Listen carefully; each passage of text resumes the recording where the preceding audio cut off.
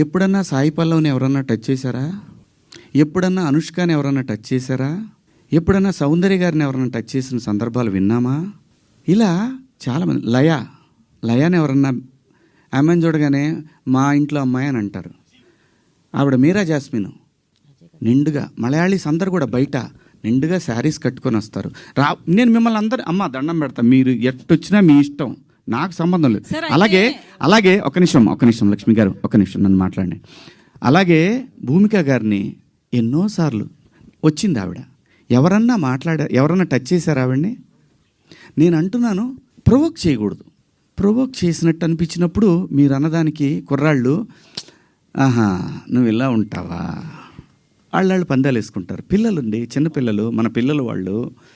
నేను అంటాను, మనం ఎందుకు అవకాశం ఇవ్వాలి అనేది నా ఉద్దేశం తప్ప మీ ఇష్టం అండి.